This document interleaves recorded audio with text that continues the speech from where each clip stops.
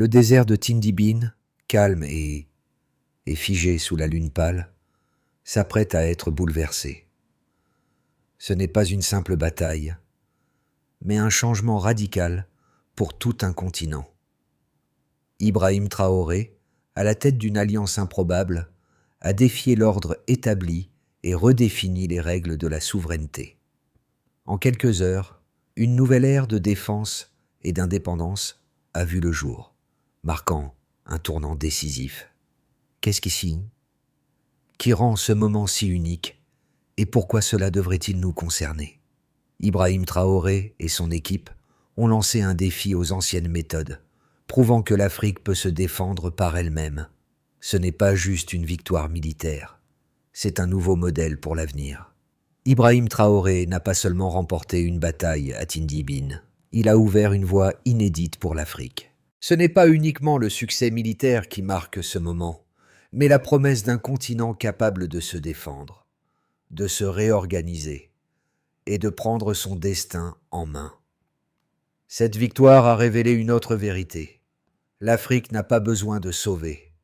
Elle a la capacité de se redresser seule. Ce qui s'est joué ce jour-là dépasse largement les enjeux immédiats. En redéfinissant les rapports de force, Ibrahim Traoré a forcé les puissances internationales à revoir leur perception du Sahel. L'unité sahélienne, au cœur de ce changement, a montré que la coopération régionale pouvait fonctionner de manière autonome, même en l'absence de soutien extérieur. En quelques mois, ce modèle de gouvernance basé sur la confiance et la solidarité a prouvé qu'une Afrique indépendante pouvait non seulement survivre, mais prospérer. Mais ce n'est pas la fin du chemin. Les défis restent immenses, et la véritable question est: ce modèle peut-il être reproduit ailleurs sur le continent? La bataille de Tindibin n'a pas seulement changé la dynamique du Sahel, elle a lancé un mouvement qui a transformé la manière dont l'Afrique aborde sa défense et sa souveraineté. L'élément déclencheur de cette révolution fut un simple fragment d'information, un message radio intercepté et un convoi de camions repéré dans le nord du Burkina Faso. À première vue, cela semblait n'être qu'une routine de plus dans un désert déjà bien connu des conflits. Cependant, ce détail insignifiant a marqué un tournant. Le Sahel, après des décennies d'aide extérieure inefficace et d'intervention étrangère, a trouvé sa propre voie, redéfinissant les codes de la défense et de l'organisation politique. Avant Tindibin, la région souffrait d'une dépendance chronique aux missions internationales. Ces missions étaient censées apporter des solutions, mais elles ne faisaient souvent que repousser les problèmes, sans jamais s'attaquer aux racines de la crise. La coordination entre les pays du Sahel était inexistante, les ressources dispersées et les décisions prises sous l'influence extérieure. Mais l'alliance de Ibrahim Traoré, composée du Burkina Faso, du Mali et du Niger, a permis une réorganisation sans précédent. En moins de 48 heures, ces trois pays ont synchronisé leurs systèmes militaires et de renseignement. L'impact de cette union a été immédiat et spectaculaire. Non seulement les attaques surprises ont perdu de leur efficacité, mais pour la première fois, la région a agi non en réaction, mais en anticipation. Ce modèle de coopération est né d'une méthode simple mais radicale: unifier les forces locales, réorganiser les informations et les ressources de manière systématique. Ce n'était pas une révolution brutale, mais une évolution progressive. La vision d'Ibrahim Traoré était claire. Si l'on peut verser son sang ensemble, on peut aussi penser ensemble. Et en agissant ainsi, il a mis en place une structure qui a permis de gagner sur tous les fronts, qu'il s'agisse de la guerre, de la diplomatie ou de la reconstruction économique. Ibrahim Traoré ne se présente pas comme un héros de guerre, mais comme un architecte de changement. Ce qui distingue son approche, c'est sa capacité à transformer un défi militaire en une opportunité de refonte complète de la structure politique et sociale du Sahel. Là où d'autres auraient vu un simple conflit, Traoré a vu une chance de réorganiser, de réinventer. Son leadership a inspiré non seulement les officiers militaires, mais aussi les ingénieurs, les civils et les jeunes dans les villages, qui ont tous participé activement à la mise en œuvre de cette vision. Sous sa direction, les forces du Sahel ont adopté une méthode rigoureuse, mais pragmatique, en misant sur l'intégration de technologies locales et l'utilisation d'une information fiable et en temps réel. Les jeunes officiers, loin des discours de gloire, ont été formés à une nouvelle logique de travail d'équipe et de coopération interétatique. Les ingénieurs du Burkina Faso ont conçu des drones et des réseaux de communication adaptés aux conditions locales, tandis que les techniciens testaient en continu des équipements simples mais efficaces, capables de faire face aux rigueurs du terrain. Ce changement de mentalité a été renforcé par la discipline et la cohérence de Traoré dans ses décisions. Là où l'on attendait la fragmentation, il a instauré une coordination sans faille. Les unités militaires ne se sont pas simplement déplacées.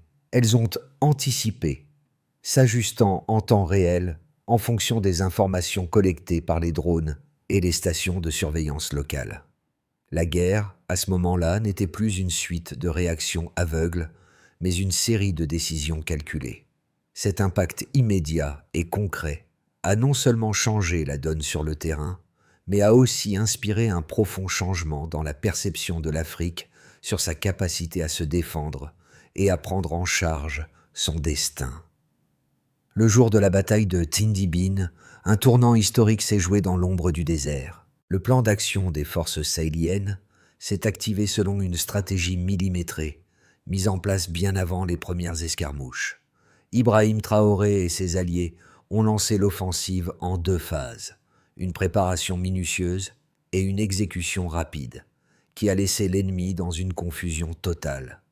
La première phase a consisté à coordonner les forces militaires et à assurer une couverture numérique robuste.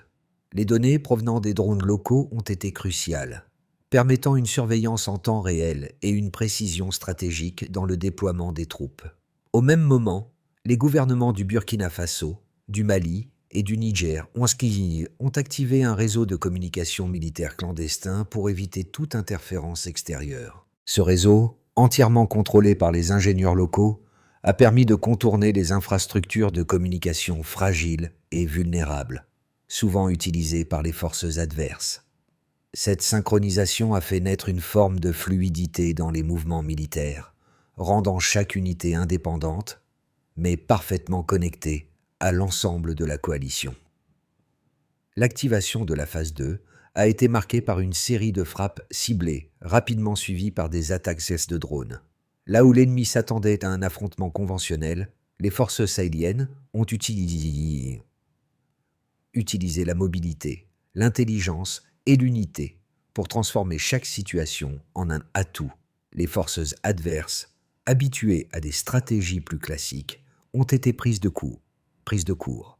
Les déplacements des troupes ont été invisibles et les attaques ont été menées avec une rapidité que l'ennemi n'a pas pu anticiper. Le but n'était pas d'infliger des pertes massives, mais de désorganiser l'ennemi et de lui faire perdre tout espoir de récupérer l'initiative. En à peine quelques heures, les positions ennemies, autrefois bien établies, ont été submergées par un flot d'informations, rendant leur coordination quasiment impossible. Les bases adverses ont commencé à se dissoudre lentement, une par une, sous l'effet des frappes précises et de l'incapacité de se réorganiser. Les forces sahéliennes, en revanche, se sont déplacées avec une agilité inattendue, réussissant à prendre chaque terrain sans être repoussées. Un autre facteur essentiel de ce succès a été la gestion des ressources humaines. Traoré a toujours insisté sur l'importance de la discipline collective et de la coopération au sein des troupes. Les jeunes soldats, au lieu de simplement exécuter des ordres, ont été formés à réfléchir et à s'adapter rapidement aux nouvelles situations. Les pertes humaines ont été minimisées grâce à une planification préalable rigoureuse et à l'utilisation stratégique de la technologie. Chaque décision militaire a été testée et simulée avant même le début des opérations. Mais au-delà des mouvements militaires, l'élément clé de cette opération fut la capacité des forces du Sahel à ne pas se limiter à des succès militaires. Elles ont créé un précédent pour une défense collective et autonome, libérée de l'influence étrangère. Ce succès a envoyé un message fort, non seulement aux ennemis, mais aussi aux alliés potentiels. L'Afrique peut se défendre, se réorganiser et résister. Mais surtout, elle peut le faire sur ses propres termes. L'impact de l'Alliance du Sahel, menée par Ibrahim Traoré, se mesure non seulement en termes de victoire militaire, mais aussi à travers des données précises qui révèlent la transformation structurelle de la région. Les premières statistiques collectées après la bataille de Tindibine sont frappantes. En 6 mois, le nombre d'incidents armés dans la zone du Sahel a chuté de 68%, un résultat qui dépasse de loin les attentes des analystes internationaux. Ce recul massif de la violence est une conséquence directe de la réorganisation des forces locales et de la mise en place de mécanismes de réponse rapide, rendus possibles grâce à l'optimisation des infrastructures militaires. Le temps de réaction face aux menaces a également connu une réduction spectaculaire. Avant l'activation du réseau régional, les unités militaires mettaient en moyenne 12 minutes pour traiter une alerte, un délai largement insuffisant dans un environnement où la réactivité est cruciale. Aujourd'hui, ce délai a été réduit à moins de 90 secondes. Cette accélération du processus décisionnel est le fruit de la numérisation des données, d'une meilleure communication interagence et d'une culture de vérification constante, qui ont permis de multiplier les chances de neutraliser les menaces avant qu'elles ne deviennent trop graves. Un autre chiffre essentiel concerne les pertes humaines, traditionnellement un indicateur majeur de la réussite d'une opération militaire. Dans le cadre de l'attaque contre Tindibine, les forces de l'Alliance du Sahel ont perdu moins de 20 hommes, un chiffre qui représente moins de 0,7% des effectifs engagés. Ce taux de perte exceptionnellement bas, lorsqu'on le compare aux chiffres des opérations similaires menées par des coalitions internationales dans la même région, démontre l'efficacité de la stratégie mise en place par Traoré et ses alliés. En effet, les observateurs étrangers, surpris par ces chiffres, ont d'abord remis en question leur validité, avant que les vérifications croisées ne confirment la réalité des pertes. Les résultats sur le terrain ne se limitent pas aux seuls aspects militaires. La réduction significative des incidents armés a permis la réactivation de nombreuses routes commerciales régionales, qui étaient auparavant bloquées en raison de l'insécurité. En 4 mois, le volume des échanges transfrontaliers a augmenté de 22%, un signe tangible de la revitalisation économique de la région. Cette amélioration des conditions de sécurité a facilité la circulation de biens essentiels, tels que le sel, le miel et le bétail, tout en stimulant le marché local. Mais au-delà des chiffres militaires et économiques, c'est la logique qui sous-tend ces données qui mérite d'être soulignée. L'efficacité des forces sahéliennes repose sur une optimisation systématique des ressources disponibles, une approche qui valorise l'ingéniosité locale plutôt que la puissance brute. Ce modèle de défense, fondé sur la coopération et la répartition équitable des ressources, permet de démontrer qu'un pays, ou même une région, peut s'organiser de manière autonome pour assurer sa propre sécurité et son développement. Ainsi, les résultats quantitatifs obtenus dans les mois suivant la bataille de Tindibine ne sont pas simplement des chiffres à analyser. Ils incarnent une transformation complète des structures de gouvernance et de sécurité dans le Sahel, un modèle de résilience et d'indépendance que de nombreux pays pourraient envisager de reproduire. L'approche d'Ibrahim Traoré a été confrontée à plusieurs critiques, notamment sur la durabilité de son modèle de défense et d'autonomie régionale. D'un côté, les partisans de la thèse traditionnelle, qui privilégient l'assistance internationale et les structures de sécurité occidentales, soutiennent que les pays du Sahel, malgré leur succès militaire ponctuel, ne pourront pas maintenir leur souveraineté sans un soutien extérieur continu. Selon cette vision, les ressources limitées, la fragilité des institutions locales et le manque d'infrastructures seront des obstacles insurmontables pour une défense pleinement autonome à long terme. L'idée sous-jacente est que sans l'intervention de puissances étrangères, l'Alliance du Sahel risque de se fragmenter ou de s'effondrer face à des défis internes, notamment des tensions politiques et économiques. En réponse à cette critique, Les défenseurs du modèle Traoré avancent plusieurs arguments clés. Tout d'abord, la réussite de l'Alliance du Sahel repose sur une dynamique collective qui dépasse les simples intérêts nationaux. Contrairement à l'aide internationale, qui tend à se concentrer sur des solutions temporaires et fragmentées, le modèle de Traoré a mis en place une approche intégrée et durable. La coopération entre le Burkina Faso, le Mali et le Niger n'est pas uniquement basée sur des objectifs militaires, mais sur un partage des ressources et des informations, une transparence dans la gestion des infrastructures et une volonté commune d'innover. Cela a permis de surmonter la dépendance historique à l'aide extérieure et de bâtir des bases solides pour l'autosuffisance. En outre, la réorganisation des structures de gouvernance à l'échelle régionale a été un autre facteur clé de succès. Traoré a permis une redistribution du pouvoir, favorisant une prise de décision plus locale et plus rapide, ce qui a considérablement amélioré la réactivité face aux menaces et a renforcé la confiance de la population dans le modèle de gouvernance. Les données collectées après la mise en place de ce système montrent une réduction des délais de prise de décision de 35%, un chiffre significatif qui témoigne de l'efficacité de cette approche. En dépit des défis à long terme, le modèle sahélien défendu par Ibrahim Traoré repose donc sur une base bien plus solide que ce que certains analystes extérieurs veulent bien admettre. En matière de sécurité, de gouvernance et d'économie, les résultats obtenus ne sont pas le fruit du hasard, mais bien celui d'une planification minutieuse et d'une coopération sans précédent entre des nations qui, historiquement, ont été fragilisées par la dépendance. Le véritable test pour Traoré et son alliance sera de maintenir cette dynamique et de l'adapter face aux défis à venir. Mais les premiers obstacles, ces premières victoires sont indéniables et leur signification dépasse largement la sphère militaire. Le point tournant de cette histoire ne réside pas dans la victoire militaire elle-même, mais dans la prise de conscience collective qu'elle a provoquée. Le modèle sahélien, fondé sur l'autonomie et la coopération régionale, a non seulement brisé les chaînes de la dépendance, mais a ouvert la voie à une forme nouvelle de souveraineté. Ce n'est plus l'intervention étrangère qui dicte le rythme, mais la décision collective des pays du Sahel, soutenue par des structures locales robustes et innovantes. L'impact de cette transformation a été immédiat. En quelques mois, l'Alliance a permis de désorganiser les systèmes de l'ennemi tout en rétablissant un contrôle durable sur les régions essentielles du Sahel.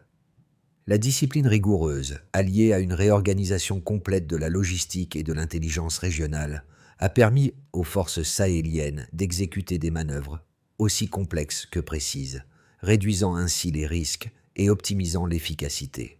Ce renversement stratégique a eu des répercussions bien au-delà du champ de bataille.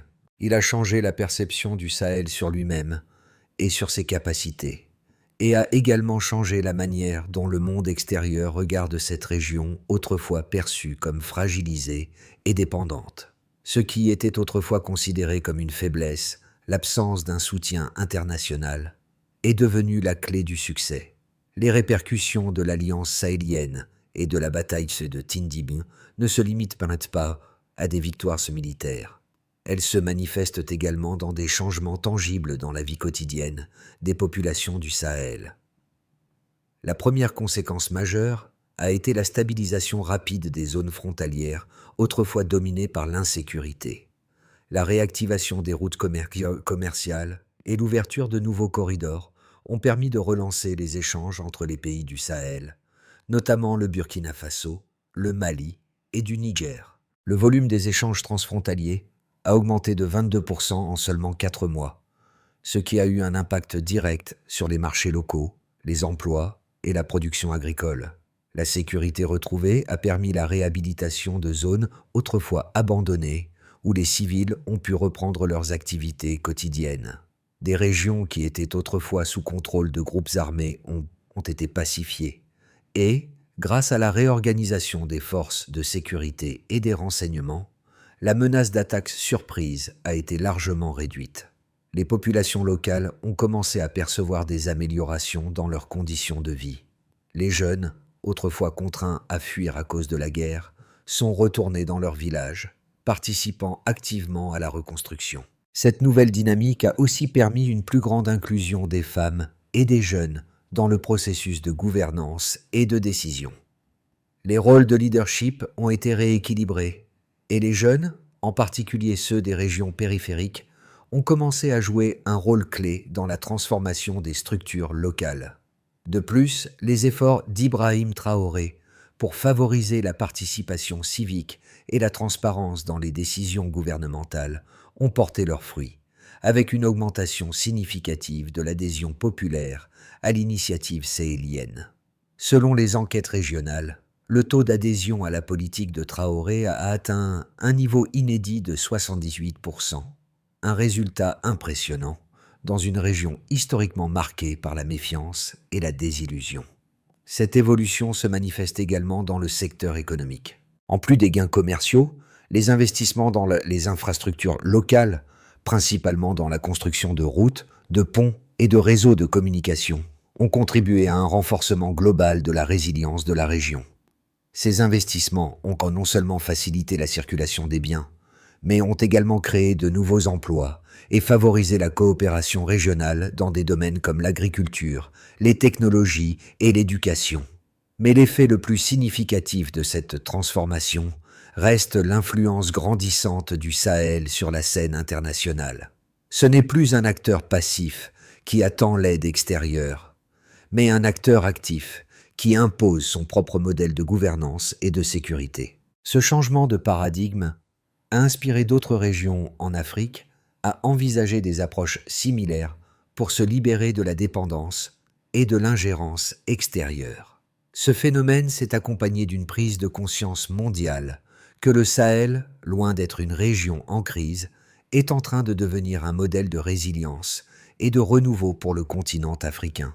À court terme, les conséquences de la victoire de Tindibine ne sont pas seulement visibles dans les batailles remportées, mais aussi dans la consolidation du modèle de gouvernance de l'Alliance du Sahel.